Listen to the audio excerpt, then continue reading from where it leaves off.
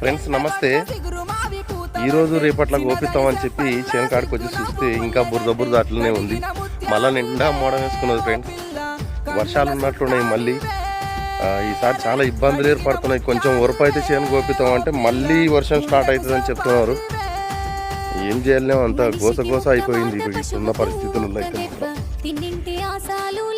ఇంకొక 2 రోజులు మనకు వరపైనట్లయితే మొత్తం పొలం అంతా కోపియడానికి రెడీగా ఉండే పొలం మొత్తం ఆరుతుండే కాబట్టి.